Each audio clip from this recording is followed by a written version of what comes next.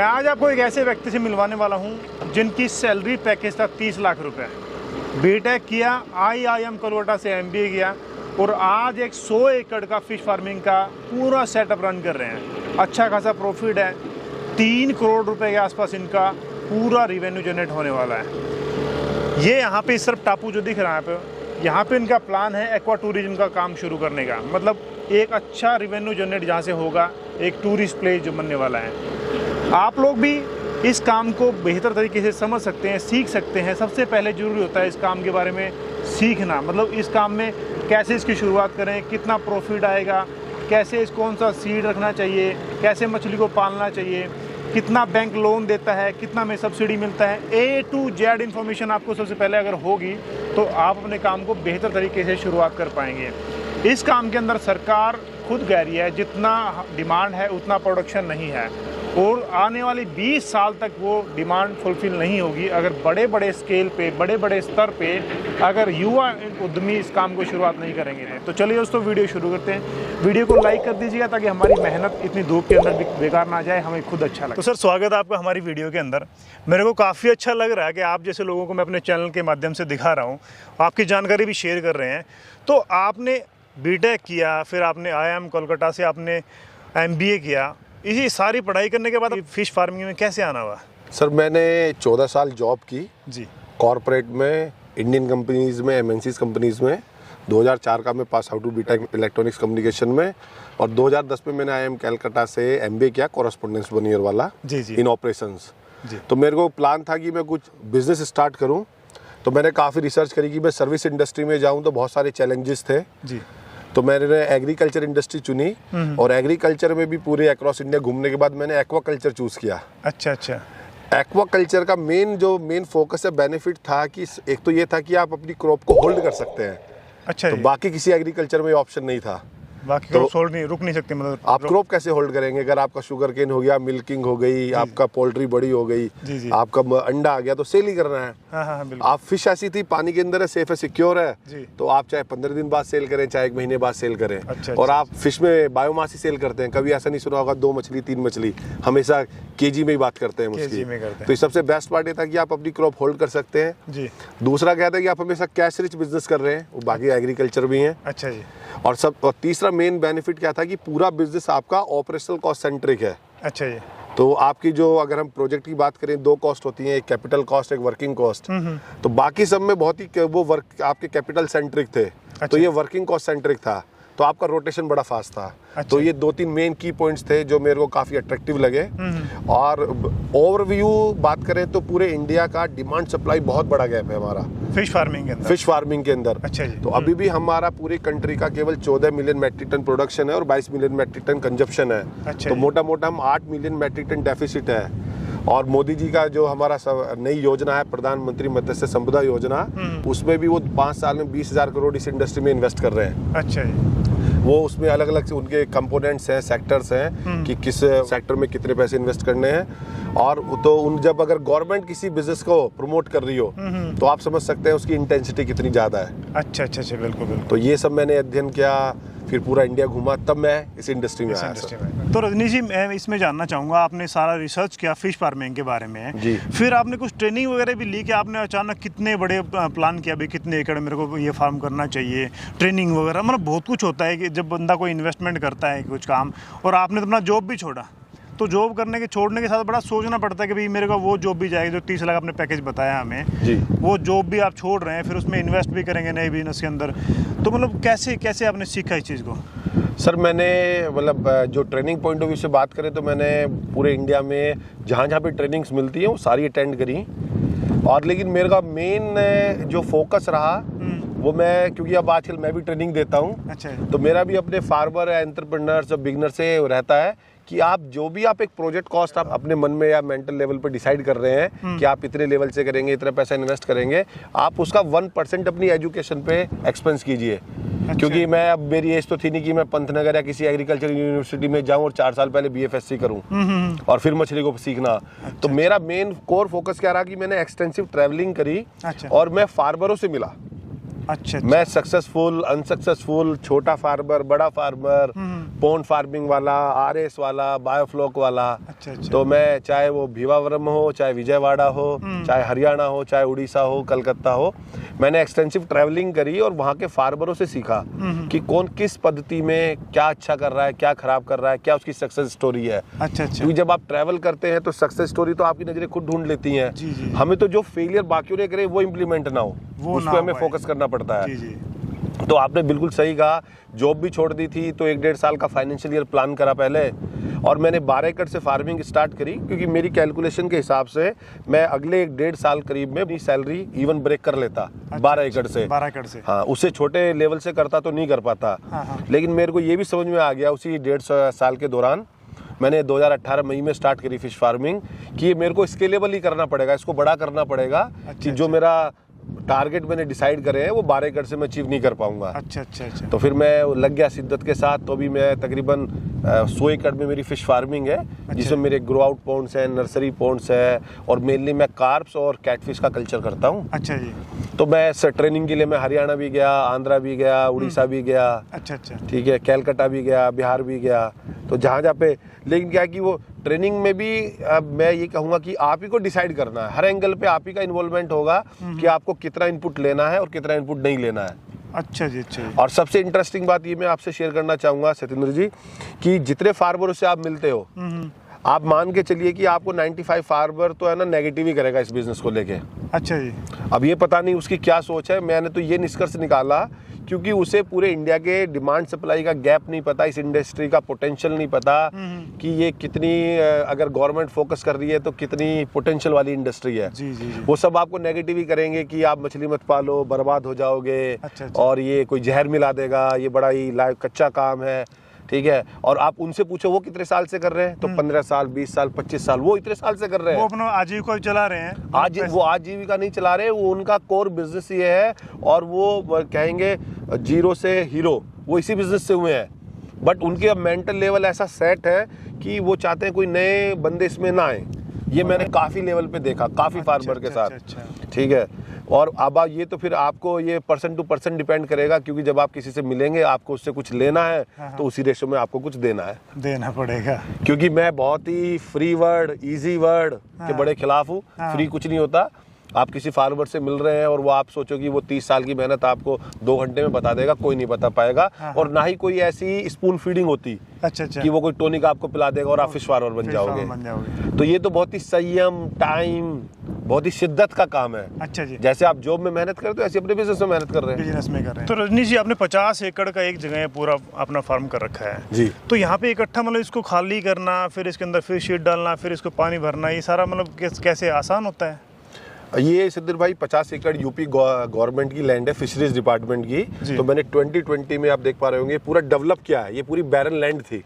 अच्छा जी। ये लैंड थी, बंजर जमीन थी पूरी ये। हाँ, ये पूरी लैंड थी। यहाँ कोई आप फिश फार्मिंग नहीं हो रही थी और ना ही यहाँ पे पानी भरा हुआ था। अच्छा जी। तो ये मैंने पूरी डेवलप की। मेरे को डेवलप करने में तकरीबन 1 साल लगा इसे। अच्छा जी। और यहाँ पे अपर गंगा कैनल है, उससे मैंने इसे पानी फिल किया। और यहाँ पे जो मैं पद्धति इम्प्लीमेंट कर रहा हूँ, मल्टीपल इनपुट और मल्टीपल हार्वेस्टिंग। मतलब मैं साल में कई बार यहाँ बच्चे स्टॉक करूंगा और कई बार मैं यहाँ से हार्वेस्ट करूंगा। कैसे करेंगे? मैंने यहाँ पे केवल मैं 100 ग्राम से अबाव, जिसे हम मछली की लैंग्वेज में ईयरलिंग या स्टंटेड सीड बोलते हैं, वो स्टॉक करूंगा यहाँ पे। अच्छा। 100 ग्राम से ऊपर के। अच्छा। तो मेरे पास जो दूसरा फार्म है वहाँ पे मैंने इसका सबसेट एक 20 एकड़ का बनाया है, जहाँ पे मैं फिंगरलिंग से ईयरलिंग कन्वर्ट करूंगा। अच्छा। तो यहाँ पे 100 ग्राम के बच्चे स्टॉक करें तो मेरा एनुअल टारगेट है यहाँ से मैं 200 टन का प्रोडक्शन लूँ। अगर मैंने यहाँ पे 2 लाख पीस बच्चे स्टॉक करे हैं और मैंने 1 मंथ में यहाँ से उदाहरण के तौर पे 30,000 बच्चे सेल कर दिए, तो नेक्स्ट मंथ में वहाँ यहाँ पे 30,000 नए बच्चे स्टॉक कर दूंगा। अच्छा, सारा एक साथ सेल भी नहीं करना आपको? सारा एक साथ डालना भी नहीं है? फिर मल्टीपल स्टॉकिंग, मल्टीपल हार्वेस्टिंग, जिससे मेरा कैश फ्लो मेंटेन रहे। अच्छा जी, देखो आपने पूरा एक साथ ना अपने पार्टीशन कर रखा है, तो कैसे आप करेंगे? मान लो आपने निकाल लिया कुछ सीड, फिर आपने कैसे डालेंगे उसके अंदर वापस? बड़ी शीट उसके अंदर फिश बच जाएगी, छोटे सीड को खाएगी? नहीं, तो एक्चुअली क्या है कि ये सब है ना सेम फैमिली की मछलियां हैं, कार्प्स। अच्छा। तो मैं 100 ग्राम से अबाव इसलिए स्टॉक करूंगा कि जिससे फीडिंग प्रॉब्लम ना आए, क्योंकि 100 ग्राम से अबाव 4 mm का पैलेट मछली आसानी से खा लेती है। अच्छा। चाहे वो मछली 500-800 ग्राम की हो, चाहे 1000 ग्राम की हो, चाहे वो 100 ग्राम की हो, तो 4 mm खा लेती है। अच्छा। तो मैं 100 ग्राम से छोटा नहीं करूंगा जिससे फीडिंग की कोई प्रॉब्लम ना आए। फिर आपने इसमें सीड डाल लेंगे तो जैसे सीड मान लो, बड़ा सीड छोटा सीड जब निकालेंगे तो उसमें ऐसे जाल मारेंगे तो उसमें साथ नहीं आएगा? नहीं, जब वो छोटा आएगा तो छोटे को मैं हार्वेस्ट नहीं करूंगा ना।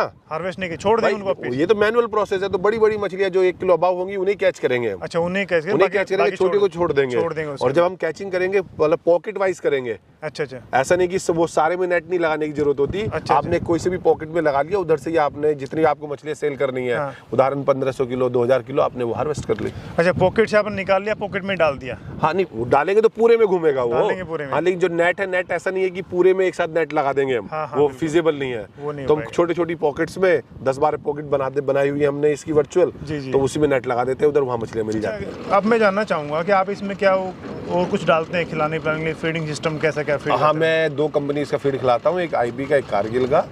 एक छत्तीसगढ़ बेस, एक आंध्रा बेस है। मैं टोटली कॉमर्शियल फीड पे मछली का पालन करता हूँ। तो मैं जो बैलेंस डाइट जैसे पूरक आहार का बोलेंगे हम, तो वो खिलाता हूँ खाना। अच्छा। तो ये कितना उस पर कॉस्ट पड़ता है? किस भाव में बिकती है आपकी मछली? Sir, average cost of production 1 kg biomass की आप मान के चलिए 85 से 90 रुपीज़ के बीच में आती है, ऑल इंक्लूसिव।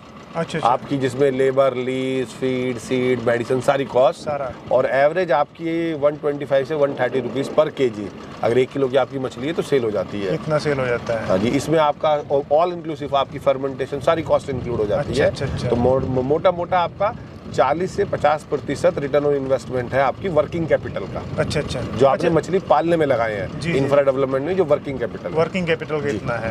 अच्छा, इसके अलावा मान लो इसमें क्या आप जैसे मछली नीचे से बोलो जो गोबर खाती है, मिट्टी खाती है, फिर वो कैसा कुछ करते हैं? नहीं सर, देखिए वो सब अलग अलग मिथ है। जो एक गोबर की स्टोरी है, मिट्टी की स्टोरी है, गोबर के हमारा ऑर्गेनिक मैन्योर है। हम फर्टिलाइजेशन में कुछ ऑर्गेनिक इनऑर्गेनिक मैन्योर्स यूज करते हैं स्मॉल क्वांटिटीज में, जिससे कि पानी मेरा फर्टाइल रहे। अच्छा। वो कहते हैं मछली जल की रानी है, और रानी ट्रांसपेरेंट पानी नहीं होना चाहिए, पानी आपका कलरिश होना चाहिए, कलरफुल होना चाहिए। अच्छा। लेकिन उससे ग्रोथ नहीं होती है। जैसे ही वो आप सेम समझ लीजिए कि अगर आप केवल पानी और हवा के सारे कितने दिन जीवित रह पाएंगे। बिल्कुल। तो सेम स्टोरी है, जब तक आप एक पूर्ण आहार, पौष्टिक आहार नहीं खिलाएंगे तो ग्रोथ नहीं हो पाएगी। रजनी जी, आपने बताया 40 से 50% इसमें मार्जिन हो जाता है। जी देखो, इसके अलावा मैं मानता हूँ कि जैसे कि डेयरी फार्मिंग की बात की जाए, मतलब गाय पालन करते हैं, गाय का आप दूध, घी, लस्सी है जी, गोबर, उसका मूत्र सब बेचते हैं। तो मतलब ये बाय प्रोडक्ट हो गया, क्या क्या वो एक्स्ट्रा एक्टिविटी होती हैं जी। तो फिश फार्मिंग का भी कुछ एक्स्ट्रा एक्टिविटी मतलब हो गया, मछली पालने के अलावा भी कुछ और इसमें प्रॉफिट किया जाता है? नहीं सर, ये तो आपका कोर बिजनेस एक मछली पालन ही हो सकता है। अच्छा। लेकिन जितनी भी फार्मिंग से है, आप किसी से भी कंपेयर कर लीजिए, इतना रिटर्न इन्वेस्टमेंट और इतनी कम मेहनत किसी में नहीं है। अच्छा जी। चाहे आप डेयरी फार्मिंग के, आप अगर डेयरी फार्मिंग करते हैं, देखिए अगर आप 100-200 गाय भैंस पालेंगे तो आप फार्मिंग बोलेंगे। 10-20 गाय भैंस में तो आप दूधिया कहलाओगे। राइट। और आप उसकी मेहनत और इसकी मेहनत कंपेयर कर लीजिए। अच्छा। मेहनत सब में करनी है, लेकिन अगर आप कोई एग्जिस्टिंग बिजनेस, एग्जिस्टिंग जॉब छोड़ के कुछ नया धंधा स्टार्ट कर रहे हैं, तो आप जीवन में कूलनेस भी चाहिए आपको। सर, यहाँ पे हम एक्वा टूरिज्म प्लान कर रहे हैं जी। तो जिसमें हम फिश एंगलिंग कराएंगे। अच्छा। बंदे आए अपनी फिश एंगलिंग रोड से अपनी मछली पकड़े। हाँ। और यहाँ पे टापू पे एक रेस्टोरेंट होगा। अच्छा। आप अपनी मछली को अपने फ्लेवर के अकॉर्डिंग, अच्छा, आपको रोस्टेड करनी है, करी खानी है, पकोड़े बनाने हैं। अच्छा। हम बोटिंग कराएंगे यहाँ पे, और एक किड जोन क्रिएट कर रहा हूँ मैं टापू पे। अच्छा। तो पूरी आपकी फिश रिलेटेड एक्टिविटीज, जो रेस्टोरेंट होगा उसमें चारों तरफ फिश एक्वेरियम लगे होंगे कि आप खाना खा रहे हैं तो भी मछली देख पा रहे हैं। तो लोगों को आप डायरेक्ट इनडायरेक्ट है ना मछली की तरफ आकर्षित कर रहे हैं। That is fish recreational part. Okay. जब आप मछली में लोग बाग इंटरेस्ट लेंगे तो पानी में इंटरेस्ट लेंगे। जी। पानी में इंटरेस्ट लेंगे तो हमारा वाटर टेबल जो डिग्रेड हो रहा है डे बाय डे वो रुकेगा। अगर लोगों का फिश में इंटरेस्ट डेवलप होगा तो एक मछली अगर आप पालते हैं तो आप डायरेक्ट इनडायरेक्ट कम से कम 10 से 15 लोगों को रोजगार देते हैं। अच्छा जी। आप अपने फार्म पे बंदे रखेंगे, फिर आपके लोग बाग रेगुलर नेटिंग करने आएंगे, फिर सेल के लिए आएंगे, फिर वो रिटेलर परचेज, पहले आप B2B बेचेंगे, फिर B2C लेके जाएगा रिटेलर, फिर उससे जो बायर लेके जाएगा उसका कुक बनाएगा। तो आप इतने और आप दाना खरीद रहे हैं, दवाई खरीद रहे हैं, सीड खरीद रहे हैं। तो एक मछली पालन है कि जो इनडायरेक्ट ज्यादा एम्प्लॉयमेंट जनरेट कर रहा है जो डायरेक्ट के कंपैरिजन में। इसको जानना चाहूंगा आपका कॉस्ट कितना लगा है पूरा तैयार करने तक के लिए? सर, मैं आपको एक थंब रूल से बता देता हूँ। जो मैं कार्प्स का यहाँ कल्चर कर रहा हूँ तो आपका 2 से 2.5 लाख रुपए पर एकड़ डेवलपमेंट कॉस्ट लग जाता है, one time cost all inclusive. अच्छा जी। और आपके 4-4.25 लाख रुपए लग जाते हैं working capital for entire one cycle, जिसे 9 से 10 महीने कहते हैं। 1 एकड़ के लिए? 1 एकड़ के लिए बात कर रहे हैं। अब वो आप कितने भी एकड़ में कीजिए, और आप 1 एकड़ में अगर 4-4.25 लाख रुपए लगा रहे हैं तो 6-6.5 लाख रुपए की आप मछली सेल कर लेते हैं 1 साल में। अच्छा। ये आपकी रिटर्न ऑन इन्वेस्टमेंट फिगर। तो आपका 50 एकड़ का तो मेरे ख्याल से तो 3-4 करोड़ के आसपास पहुंच गया।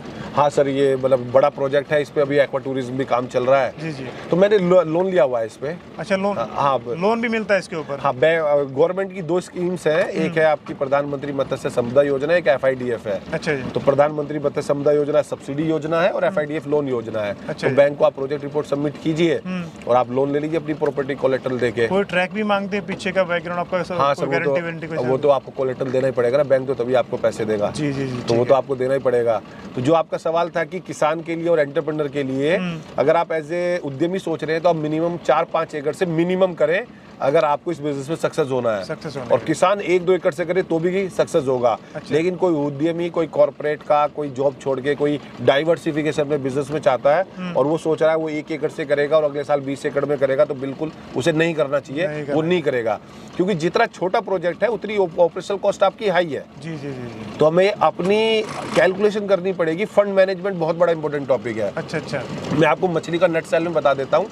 5 चीजें आपको ध्यान रखनी है। पहली आपको रखनी है कि जो आपने साइट सिलेक्शन करा है, साइट सिलेक्शन के अंदर आगे आप कौन सी मछली पालेंगे, किस पद्धति में पालेंगे और किस एरिया में और कितने बड़े वॉल्यूम से पालेंगे। अच्छा अच्छा। दूसरा, आपको मछली की लाइफ साइकिल पता होना चाहिए कि आप किस साइज का बच्चा किस क्वांटिटी में कब स्टॉक करेंगे, क्योंकि टेम्परेचर सेंसिटिव मैटर है। तीसरा, आपको अपना फंड मैनेजमेंट पता होना चाहिए कि कितने पैसे किस काम में लगने वाले हैं। अच्छा। अगर मछली को आप खाना ही नहीं खिलाएंगे, आपने प्रोजेक्ट तो किया 5वें गेयर से स्टार्ट और 3 महीने में पहले गेयर में आ गए, तो मछलियां कभी किसी को धोखा नहीं देती, आदमी भी मछली को धोखा देता है। अच्छा अच्छा। चौथा, आपको पानी के बारे में सब चीज पता होना चाहिए कि आपको पानी की क्या केमिस्ट्री है। अच्छा जी। वाटर पैरामीटर्स के। और 5वां, फीडिंग मेथड और फीडिंग टेक्नोलॉजी। अच्छा जी। कि आप कौन सा खाना, किस पद्धति में, कितना खाना, कितनी बार, किस प्रोटीन वैल्यू का, किस साइज का। अच्छा। ये सब खिलाएंगे। ये 5 चीज आपको पता हो तो मछली, तो मेरे को नहीं लगता कि मछली कोई भी लॉस का कोई भी बिजनेस है। अच्छा। बट लेकिन ये बहुत संयम का काम है।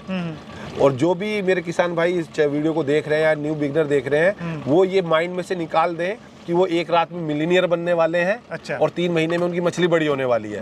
वो अपने दिमाग में से निकाल दें। अच्छा, ये 2 कॉन्सेप्ट हटा दें। अच्छा। और उसके बाद मछली पालें। वो पॉसिबल नहीं है। आप ये देखिए ना, अगर कोई बोलता है कि हमने 20,000 इन्वेस्ट किए और 1 लाख पाए, अगर 1 साल में कोई 5 गुना कर लेगा तो वो किसी को कोई फॉर्मूला क्यों बताएगा? हमारी भारत सरकार तो 10 साल में डबल नहीं कर पा रही। बिल्कुल बिल्कुल बिल्कुल सही। अच्छा, मैं इसमें जानना चाहूँगा, मतलब सरकार सब्सिडी भी, लोन भी, तो कितना क्या कुछ मिल जाता है सरकार की तरफ से सहयोग? सर देखिए, जो प्रधानमंत्री मत्स्य संपदा योजना है उसमें तकरीबन 100 योजनाएं हैं जी। वो अपने किसान या एंटरप्रेन्योर अपने आप को ही देख ले वो किस कैटेगरी में फिट करना चाहता है। मैं एक उदाहरण से आपको समझा देता हूँ। एक मिनिमम 1 हेक्टेयर का गवर्नमेंट का जो प्रोजेक्ट है वो 11 लाख रुपए का है। उसमें 7 लाख रुपए डेवलपमेंट कॉस्ट है और 4 लाख रुपए इनपुट या वर्किंग कॉस्ट है। अच्छा। और एक बंदा मैक्सिमम 2 हेक्टेयर ले सकता है। अच्छा अच्छा। आप अगर SC ST और फीमेल हैं तो 60% सब्सिडी है गवर्नमेंट की, या मेल और जनरल है तो 40% सब्सिडी है। अच्छा अच्छा। यानी आप 11 लाख रुपए में से 6,60,000 रुपए तकरीबन तो सरकार से भी ले सकते हैं इस काम के लिए। अच्छा जी। उसके अलग अलग प्रोजेक्ट है। आप फीड यूनिट लगा सकते हैं, आप फिश रिक्रिएशनल एक्टिविटीज कर सकते हैं। अच्छा। आप बायोफ्लोक लगा सकते हैं, RS लगा सकते हैं, आप गाड़ी खरीद सकते हैं, आप दुकान लगा सकते हैं। अच्छा। तो तकरीबन ऐसे 100 प्रोजेक्ट्स हैं गवर्नमेंट के, जो इस इंडस्ट्री में जब से देश आजाद हुआ है आज तक कभी इतने पैसे इन्वेस्ट नहीं हुए हैं। अच्छा। जो मोदी सरकार 5 साल में 2020 से 2025 तक 20,000 करोड़ रुपए इन्वेस्ट कर रही है। तो गवर्नमेंट का टारगेट है कि हम 22 मिलियन मेट्रिक टन प्रोडक्शन कर लें और तकरीबन 55 लाख आदमियों को नया रोजगार मिले। अच्छा जी। और लोन वगैरह कितना मिल जाता है? लोन आपके प्रोजेक्ट के हिसाब से मिलेगा, आप किस लेवल का प्रोजेक्ट करना चाह रहे हैं और आपका अपना क्या स्टैटिस्टिक आ रहे हैं बैंक के पास और कितना आप कोलेटरल दे रहे हैं। कितना परसेंटेज मिल जाता है? मान लो बंदा कोई 50 लाख भी लगाना चाहे, मान लो प्लान करता है कोई। हाँ, तो नहीं, बैंक तो आपको 1 करोड़ भी लोन दे देगा, जितना चाहे उतना मिल जाए। वो आपकी प्रोजेक्ट जो CA रिपोर्ट बनाएगा, जो आप प्रोजेक्ट कॉस्ट बना रहे हैं, तो बैंक तो उस पर फंडिंग करेगा आपको। उस पर फंडिंग हाँ, करेगा। बैंक तो आप 10 लाख से लेके चाहे 50 करोड़ तक फंडिंग ले लो बैंक से। रजनी जी, आपने तो पूरा भारत भर में भ्रमण किया है, कोई और भी सीखना चाहिए तो मैंने सुना आप ट्रेनिंग भी देते हैं, तो मतलब क्या कितना टाइमिंग होता है और कितना क्या कुछ सिखाते हैं? सर मैं हर सैटरडे संडे पढ़ाता हूँ। और इसके अलावा जो है आप कुछ लोग तो उसके साथ में इक्विपमेंट सेल करते हैं, सीड सेल करते हैं, कुछ सिस्टम पूरा एक ऑर्गेनाइजेशन बना रखे हैं उन्होंने। तो आपका भी ऐसा कुछ है क्या? नहीं, मैं केवल पढ़ाता हूँ। अच्छा अच्छा। मैं केवल अपने घंटे बेचता हूँ, एजुकेशन। अच्छा अच्छा। तो मैं हर सैटरडे संडे पढ़ाता हूँ और तकरीबन मैंने लास्ट के 1.5-2 साल में 300 प्लस बंदे पढ़ाए हैं और 250 बंदे करीब फिश फार्मिंग कर रहे हैं ऑल ओवर इंडिया से। तो मैं हर हफ्ते 3 से 4 बंदों को पढ़ाता हूँ, पूरे इंडिया से आते हैं। अच्छा जी। तो महीने के एवरेज 16-17 बंदे पढ़ते ही पढ़ते हैं। अच्छा। और मेरा एक यूट्यूब चैनल है, उस पर मोर देन 280 वीडियोस हैं। अच्छा। सारी एजुकेशनल वीडियोस हैं। ना मैं कोई सीड सेल करता हूँ, ना कोई फीड सेल करता, ना कोई मेडिसिन। अच्छा अच्छा। राइट, ये मैं कोई सेल नहीं करता हूँ। हाँ, मैं आपको कंपनी से टच बेस करा देता हूँ कि this is the best company in industry. Okay, मैं इस कंपनी का फीड खरीदता हूँ, आप कंपनी के डायरेक्ट VP GM से बात कीजिए। मैंने ये रेटर लगाया हुआ है। अच्छा, हाँ, मैं कोई मेटेरियल नहीं बेचता, केवल मैं अपने एजुकेशन पे फोकस रखता हूँ। अच्छा। और मेरा फोकस भी यही है कि बंदे तभी कोई नया बिजनेस करें जब उसको उसकी बेसिक अवेयरनेस पता हो। अच्छा, ये भी आपका एक सोर्स ऑफ अर्निंग है एजुकेशन का, या फिर मतलब क्या क्या जरूरत पड़ी आपको सिखाने की? ये हाँ देखो, सोर्स ऑफ फंडिंग तो ऑफ कोर्स है, क्योंकि फ्री में आप कोई चीज़ दोगे तो उसकी कोई वैल्यू नहीं होगी। जी जी। तो सबसे पहले तो मैं फीस चार्ज करता हूँ 10,000 रुपीज़ 2 दिन की। अच्छा अच्छा। पढ़ाने की। दूसरा, ये मैंने इसलिए सोचा कि मैंने पूरा घूमा तो मैंने देखा कि एक एजुकेशन ऐसा सेगमेंट है जहाँ पे लोग बाग, किसान भाई, किसी का फोकस ही नहीं है। अच्छा अच्छा। सीड बेचने वाला, उसे पता है कि आप 1 एकड़ में फार्मिंग कर रहे हैं, वो आपको 50,000 सीड बेच दे रहा है। अगर हर चीज का एक कैपेसिटी है, इस पॉन्ड की भी एक कैपेसिटी है। मैं किसी के कहने से यहाँ पे 20 लाख बच्चे स्टॉक नहीं कर सकता। जी जी जी। जितने नंबर ऑफ एनिमल्स रहेंगे उसे जीने के लिए ऑक्सीजन चाहिए, फीड चाहिए। तो उसकी अगर कैपेसिटी क्रॉस कर दूंगा तो वो हमारे किसान भाई को पता ही नहीं है। लोगों को फीड के बारे में नहीं पता क्या फीड खिलाना चाहिए, कौन सा प्रोटीन खिलाना चाहिए। जी जी। तो ये मैंने देखा कि पूरा घूम घूम के कि लोगों में को एजुकेशन की सबसे बड़ी ज्यादा रिक्वायरमेंट है। अच्छा जी। तो हमारे पूरे इंडिया में गवर्नमेंट के 8 इंस्टीट्यूट्स भी हैं, जैसे सीफा हुआ, सीबा हुआ, सीफी हुआ। जी जी। ये सारे इंस्टीट्यूट्स भी ट्रेनिंग कराते हैं, नंबर ऑफ ट्रेनिंग। ये सब वेबसाइट पे मिल जाते हैं आपके NFDB के और गवर्नमेंट ऑफ इंडिया के, और इन सब इंस्टीट्यूट्स की भी। जी जी। जो आपके ये पूरे, अब मेन हमारा सीफा जैसे उड़ीसा में है, तो आप वहां भी जा सकते हैं ट्रेनिंग करने। अच्छा। तो उनके अलग अलग कोर्स की अलग अलग ड्यूरेशन है, ट्रेनिंग है। तो मेरी सबसे फोकस और रिक्वेस्ट और ये अब एक मेरा निवेदन है कि आप पहले उसके बारे में जाने। जी जी जी। भाई, आप अगर कूद जाएंगे पानी में और तैरना नहीं आता तो फिर तो मोर्टेलिटी आप ही की होगी सबसे पहले। बिल्कुल। आपको अगर आपको प्रोजेक्ट कॉस्टिंग ही नहीं पता तो आप प्रोजेक्ट को सक्सेस कैसे करेंगे? तो मैंने इस उद्देश्य से मैं पढ़ाना स्टार्ट किया, और मैं पूरे इंडिया के 28 स्टेट और 8 यूनियन टेरिटरी। अच्छा जी। बस एक लद्दाख ऐसा है जो यहाँ को बंदा नहीं आया पढ़ने अभी तक। अच्छा। वरना हर स्टेट में मेरे कोई ना कोई स्टूडेंट है। अच्छा। और सब अच्छे फार्मिंग कर रहे हैं। अच्छे फार्मिंग कर। और मेरा फोकस रहता है कि अगर आप फार्मर की तरह कर रहे हो तो आप 1-2 एकड़ से करो, पहले कुछ अर्न करके फिर आप, क्योंकि फार्मर के पास इतनी पूंजी नहीं होती। जी जी जी। लेकिन आप एक कोई जॉब छोड़ के कुछ नया बिजनेस कर रहे हैं और आप एक वॉल्यूम में करना चाहते हैं तो आप 5-6 एकड़ मिनिमम करें। अच्छा अच्छा। आप स्केलेबल तो कितना कर ले, आपको इसमें सबसे बेस्ट पार्ट क्या है, आपके प्रोडक्ट, आप ऐसा प्रोडक्ट बना रहे हो जो हर रोज कंज्यूमेबल है। जी जी। अच्छा, जो हर रोज आपका बिक जाएगा। अच्छा, एक सवाल मेरा खुद का इंडिविजुअल है कि लोग सोचते हैं कि इतना प्रॉफिट हो जाएगा, इतनी जल्दी हम पैसे कमा लेंगे, तो मतलब किन लोगों को आना चाहिए? ज़्यादा पढ़े लिखे हों या फिर मतलब कम पढ़े लिखे हों? कौन लोग इस चीज़ में आए, या फिर सिर्फ पैसा देखते हों? किन को आना चाहिए इस लाइन में? नहीं, देखो, किसी भी इंडस्ट्री की तब ग्रोथ होती है जब उसमें है ना मिश्रण, सब टाइप के लोग आए। अच्छा। कुछ एनालिसिस वाले भी आए, कुछ फंडर भी आए, कुछ मेहनती लोग भी आए। अच्छा अच्छा। तो ये मेरा मानना है हर एक टाइप की मतलब मिक्स इकोनॉमी है हमारी कंट्री की भी, तो मिक्स लोग होने चाहिए। अच्छा। अगर केवल सब इन्वेस्टर आ जाएंगे तो काम कौन करेगा? हाँ। अगर सारे काम करेंगे तो उनके पास पैसे नहीं है। बिल्कुल। ठीक है ना? तो बट आपको अपना एक स्टैंडर्ड रेफरेंस मेंटेन रखना पड़ेगा। जैसे मेरा अपना फिक्स है कि मेरे को 365 एकड़ में फार्मिंग करनी है और अपने जैसे 100 बंदे इंडिया में डेवलप करने हैं। अच्छा अच्छा। ये मेरा इस इंडस्ट्री के लिए मेरा वो है कमिटमेंट कि मैं इस इंडस्ट्री को इतना करूंगा। आप खुद 365 एकड़ में करेंगे? मैं अपनी इस साल में 50 एकड़ बढ़ाऊंगा। अच्छा जी। 300 मेरा टारगेट है, मैं एक साल में 1000 टन मछली बेचूं। एक साल में? बिल्कुल जी, बहुत अच्छा। तो बहुत अच्छा आपसे जानकारी मिली जी, हमें अच्छा लगा आपसे मिलके।